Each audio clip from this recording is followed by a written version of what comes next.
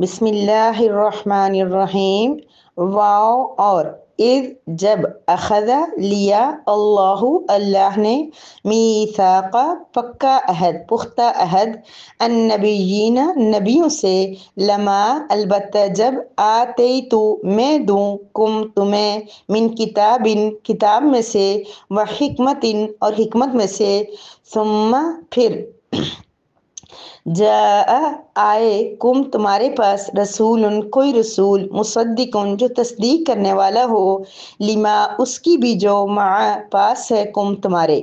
لا البتہ تؤمنن تم ضرور بضرور ایمان لے آنا بھی اس پر ولتنصرن اور تم ضرور بضرور مدد کرنا اس کی۔ قال اللہ رب العزت نے فرمایا اقررتم کیا تم اقرار کرتے ہو واخذتم اور لیتے ہو تم علی ذالکم اس پر اسری میرا عہد قالو وہ کہنے لگے اقررنا وہ کہتے ہیں یعنی انبیاء نے کہا اقررنا ہم نے اقرار کیا۔ قال اللہ رب العزت نے فرمایا فاشہدو پس تم گواہ رہو وانا اور میں بھی معکم تمہارے ساتھ من الشاہدین گواہوں میں سے ہوں۔ وَإِذْ أَخَذَ اللَّهُ مِيثَاقَ النَّبِيِّينَ لَمَا آتَيْتُكُم مِّن كِتَابٍ وَحِكْمَةٍ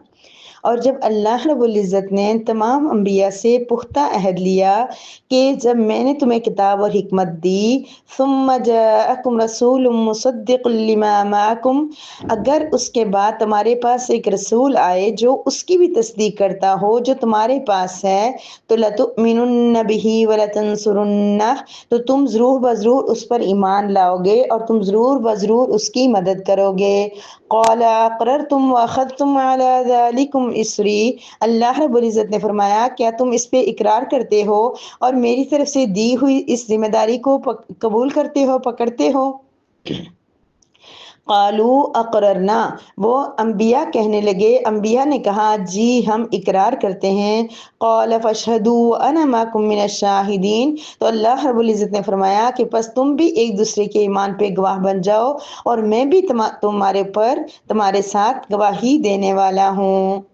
میں بھی گواہ ہوں۔ نحمدہ ونصلی علی رسولہ الکریم اما بعد سورہ آل عمران کی آیت مبارکہ نمبر 81 ہے جس میں اللہ رب العزت تمام انبیاء کرام سے کیے ہوئے اپنے عہد کا ذکر فرما رہے ہیں۔ اللہ رب العزت نے تمام انبیاء سے وعدہ لیا تھا، تمام انبیاء سے آدم علیہ السلام سے لے کے عیسیٰ علیہ السلام تک حضرت محمد مصطفیٰ صلی اللہ علیہ وسلم سے یہ عہد نہیں لیا گیا تھا کیونکہ آپ صلی اللہ علیہ وسلم خاتم النبیین ہیں، اللہ رب العزت کے آخری نبی اور رسول ہیں، آپ کے بعد کوئی نبی نہیں آئے گا اور اس میں جو بات ہو رہی ہے وہ بعد میں آنے والے نبی اور رسول کے بارے میں ہو رہی ہے۔ اللہ پاک نے تمام انبیاء سے یہ عہد لیا تھا کہ جب تمہارے پاس اللہ رب العزت نے پہلے ان کو اپنا انعام یاد دلایا کہ میں نے تمہیں کتاب بھی دی ہے اور حکمت بھی دی ہے، تم کوئی معمولی نہیں ہو، معمولی انسان یا آدمی نہیں ہو، تم اللہ کی برگزیدہ پیغمبر ہو، رسول ہو، کیونکہ اللہ رب العزت نے تمہیں کتاب بھی دی ہے جسے خاص طور پہ موسیٰ علیہ السلام، عیسیٰ علیہ السلام، داؤد علیہ السلام کو جو کتاب ملی تھی وہ حکمتین اور حکمت سے مراد علم بھی ہے اور علم کو پھیلانے کا طریقہ بھی ہے۔ آپ کو پتہ ہے کہ حکمت اسے کہتے ہیں کہ کسی چیز کو کہاں کیسے پریزنٹ کرنا ہے، کیسے بتانا ہے، کیسے عمل کروانا ہے، یہ حکمت اللہ رب العزت نے انبیاء کرام کو اسپیشل عطا کی تھی جس کی وجہ سے وہ حالات کے مطابق فرعون کے دربار میں جاتے تو اس کے مطابق بات کرتے، عام لوگوں میں ہوتے تو اس کے مطابق، ہر ایک کو دین پھیلانے کا بہت بڑا ذریعہ یہ ہوتا ہے کہ انسان حکمت اس کو آتی ہو۔ تو اللہ پاک انبیاء کو یاد دلا رہے کہ میں نے تمہیں کتاب بھی دی ہے اور حکمت بھی دی ہے اور اس کے بعد میں تم سے کیا میثاق النبیین پختہ عہد لیتا ہوں۔ قرآن کریم میں مختلف قسم کے عہدوں کا ذکر آ رہا ہے، ایک اس میں یہ عہد ہے الست بربکم کیا میں تمہارا رب نہیں ہوں۔ اب یہاں پر ایک دوسرا عہد جو اسپیشل صرف نبیوں سے لیا گیا تھا، تمام انبیاء کو یہ تاکید کی گئی تھی کہ اگر تمہارے پاس کوئی رسول آ جاتا ہے تمہاری زندگی میں، ٹھیک ہے، جاءکم رسول مصدق لما معکم ایسا رسول آ جاتا ہے جو آنے کے بعد تمہاری تصدیق کرے، یاد رکھیے، اس کو ہم اس مثال سے سمجھ سکتے ہیں کہ حضرت محمد مصطفیٰ صلی اللہ علیہ وسلم دنیا میں تشریف لائے۔ اصل میں رسول و مصدقون اس کے دو معنی ہیں۔ ایک تو یہ ہے کہ تمام رسولوں کے بارے میں یہ کہا گیا ہے کہ کسی نبی کے بعد بھی کوئی بھی رسول یا نبی آتا ہے تو پہلے نبی کے لیے، رسول کے لیے ضروری ہوتا ہے کہ وہ اس کی مدد کرے اور اس پر ایمان لائے۔ لیکن شرط کیا ہے کہ جو بعد میں آنے والا نبی ہے وہ اس پہلے والے نبی کی تصدیق کرتا ہو۔ جیسے موسیٰ علیہ السلام اگر تھے تو ان کے بعد جب عیسیٰ علیہ السلام آئے، یا موسیٰ علیہ السلام کے فوراً بعد ان کی زندگی میں ہی جب ان کے بھائی ہارون علیہ السلام اللہ کے پیغمبر بن گئے تو انہوں نے کیا کیا تھا؟ انہوں نے سب سے پہلے اپنے بھائی کی تصدیق کی تھی، سب سے پہلے موسیٰ علیہ السلام کو نبی مانا تھا۔ تو اس طریقے سے جب وہ بعد میں آنے والا نبی تمہاری تصدیق کرے، تمہاری کتاب کو مانے، تمہیں اللہ کا نبی اور رسول مانے، یعنی اگر وہ نہیں مان رہا تو اس کا مطلب ہے وہ غلط ہے۔ ٹھیک ہے، کوئی اور آدمی ہے، کوئی ایسے کہے کہ میں نبی ہوں اور پھر رسولوں کو نہ مانے، ایسا بھی تو ہو سکتا ہے۔ ہر دور میں لوگوں نے نبوت کا دعویٰ کیا، لیکن یہاں انبیاء کی بات ہو رہی ہے کہ تمہارے بعد کوئی رسول آئے اور وہ یہ کہے کہ تمہاری بھی تصدیق کرے، تمہاری رسالت کی بھی تصدیق کرے، تو پھر تمہارے اوپر لازم ہے کہ تم اس پر ایمان لے کے آؤ۔ ایمان تو اللہ کی ذات پر ہے نا، لیکن یہ ایمان لانا جیسے حضرت موسیٰ علیہ السلام نے ایمانا تھا، خود اللہ تعالیٰ سے دعا کی تھی کہ میں مثال میرے ذہن میں یہی آ رہی ہے کیونکہ ان کا اسی طرح حضرت ابراہیم علیہ السلام اور حضرت لوط علیہ السلام کا ایک زمانہ ہے۔ لوط علیہ السلام حالانکہ چھوٹے تھے، ان کے بھتیجے تھے، لیکن وہ حضرت ابراہیم علیہ السلام کے بعد اللہ کے نبی بنے تھے۔ تو جب انہوں نے ابراہیم علیہ السلام کی تصدیق کی تو ابراہیم علیہ السلام نے ان کی نصرت کی، ان کی مدد کی، ان کو نبی مانا، تو انہوں نے ایمان لے آئے ان پر کہ لوط بھی اللہ کے پیغمبر ہے، اللہ کے نبی ہیں۔ تو یہاں سے امید آپ کو زیادہ بات سمجھ میں آ جائے گی۔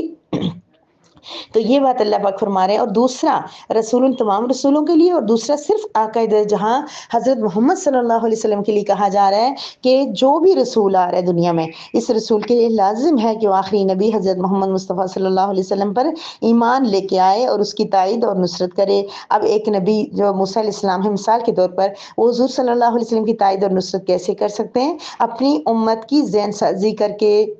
اپنے ماننے والوں کو کہ دل میں عقائد کی محبت ڈال کے، یعنی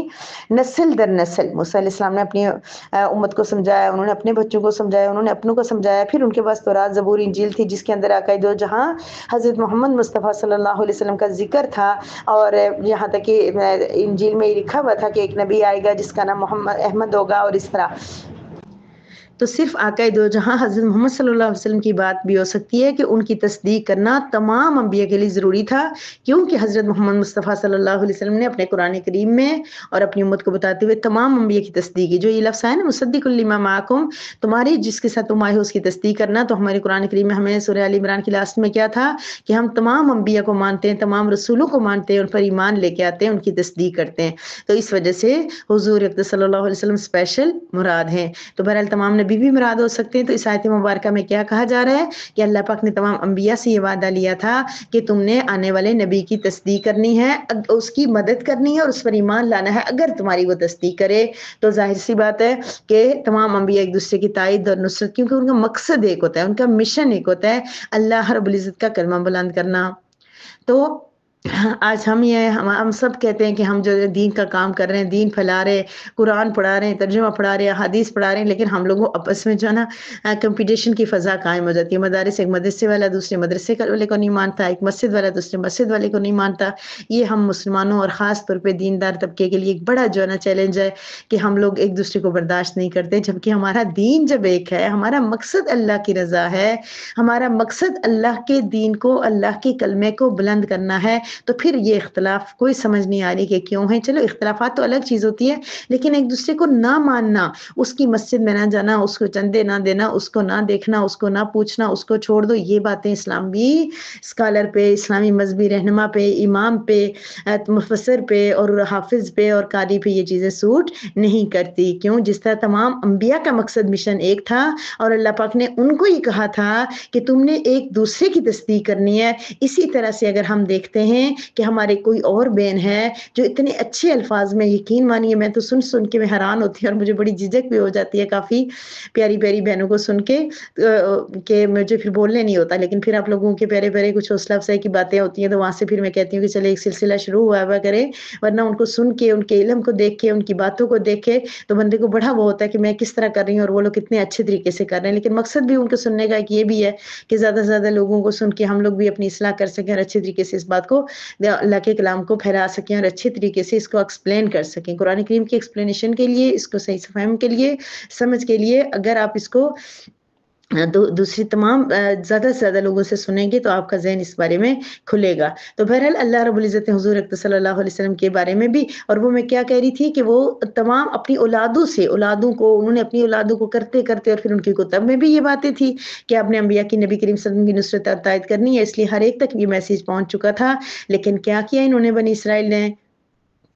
بالکل بھی اللہ کے نبی حضرت محمد صلی اللہ علیہ وسلم کو نہیں مانا. ان کی کتب میں موجود تھا، ان کے نبیوں نے دعوت دی تھی، ان کو بار بار یہ بات سمجھائی گئی تھی. تو یہاں پر ایک مطلب یہ ہے کہ اگر تمہاری زندگی میں کوئی دوسرا نبی آ جاتا ہے تو تم نے اس کی تائید اور نصرت کرنی ہے، اور اگر تمہاری زندگی کے بعد آتا ہے تو اپنی امت کو یہ سمجھا دینا کہ وہ بھی اس نبی کی تائید اور نصرت کریں. ہم اپنے پیارے نبی، اپنے نبی یعنی کہ پہلے والے اور بعد والے حضرت محمد مصطفیٰ صلی اللہ علیہ وسلم کی تائید اور نصرت کیسے کر سکتے ہیں؟ آقا دو جہاں حضرت محمد صلی اللہ علیہ وسلم کی سنتوں کو پروموٹ کر کے، صحیح حدیث پہ کام کر کے، دوسروں تک پہنچا کے، نبی کریم صلی اللہ علیہ وسلم کے طریقے کے مطابق آگاہی دے کے، دوسروں کو نبی کریم صلی اللہ علیہ وسلم کے طریقے پر چلنے کی دعوت دے کے، خود آپ صلی اللہ علیہ وسلم کے طریقے کو فالو کرنے پہ ہم آپ کی تائید اور نصرت کر سکتے ہیں. تو بہرحال اللہ رب العزت نے سارا وعدہ لینے کے بعد انبیاء سے پوچھا کہ کیا تم اس بات پہ اقرار کر رہے ہو؟ انہوں نے کہا کرنا رب کریم، آپ کی بات پہ ہم کیوں نہیں اقرار کریں گے؟ کاش ہم بھی اپنے رب کی بات سن رہے ہیں، مختلف آیات سنتے ہیں، کبھی کوئی بات آ جاتی ہے سامنے، کبھی کوئی بات آ جاتی ہے، کاش ہم لوگ ہر آیت کے اوپر یہ کہیں اقررنا رب کریم، جو آپ نے ہمیں اس آیت میں سکھایا، جو آپ نے ہمیں اس آیت مبارکہ کے اندر بتایا ہے، ہم اس پر اقرار کرتے ہیں، ہم اس کو سمجھ رہے ہیں اور ہم اس پر عمل کریں گے. تیار کر لیجیے میری پیاری بہنوں اپنے آپ کو اس بات پہ کہ جب ہم سورہ نور پڑھیں گے، اور جب ہمیں پتہ تو ہے ہم میں سے ہر ایک کو کہ پردہ فرض ہے اور سب کچھ، لیکن دعا کریں کہ پھر وہاں تک پہنچتے تک ہماری اتنی ذہن سازی ہو جائے کہ جب ہم پردے کی آیات پڑھیں تو اس سے پہلے ہی ہم عمل کرنے والے ہو جائیں. فار ایگزامپل اور بھی بہت ساری چیزیں ہماری زندگی میں جو ہمیں جن پہ عمل کرنا مشکل لگتا ہے، تو دعا کریں کہ اللہ پاک ان پہ عمل کی توفیق عطا فرمائے. تو انہوں نے کہا ہم اقرار کرتے ہیں. پھر اللہ تعالیٰ نے فرمایا اخذتم علی ذلکم اسری، جو میں تم سے ذمہ داری لے رہا ہوں، جو تم سے وعدہ لے رہا ہوں، عہد لے رہا ہوں، کیا اس پہ تم میری ذمہ داری کو پورا کرنے کا وعدہ کرتے ہو؟ کیا تم اس کو لوگے مجھ سے؟ انہوں نے کہا کیوں نہیں، اقررنا، ہم اقرار کرتے ہیں. تو اللہ پاک نے فرمایا تم گواہ رہو. پہلے نبیوں کو گواہ بنا دیا، تم ایک دوسرے کے ایمان پہ گواہی دینا، ایک دوسرے کے ایمان کو ماننا. وانا معکم من الشاہدین، اور میں بھی گواہ ہوں گا. انبیاء کی گواہی بھی بہت بڑی چیز تھی، لیکن رب کریم نے خود کو بھی گواہ بنا دیا اور کہہ دیا کہ میں بھی گواہ ہوں، میں بھی گواہی دوں گا کہ تم میرے ایسے نبی ہو اور تم ایسے لوگ ہو کہ جنہوں نے آنے والے نبیوں کی تائید اور نصرت کی. کیونکہ آیت مبارکہ کے اندر یہی بات بتائی جا رہی ہے کہ ہر نبی آنے والے نبی کی تائید اور نصرت کرے. ہمیں اللہ رب العزت حضرت آدم علیہ السلام سے لے کے حضرت محمد مصطفیٰ صلی اللہ علیہ وسلم تک جتنے بھی نبی آئے ہیں، اللہ رب العزت ان کی تصدیق کرنے کی، ان پر ایمان لانے کی، اور جس نبی کے بارے میں جو بات ہم سنتے ہیں اور اللہ رب العزت ہمیں اس کے مطابق عمل کرنے کی، اس کو اپنی زندگیوں میں لانے کی توفیق عطا فرمائے. وآخر دعوانا ان الحمد للہ رب العالمین.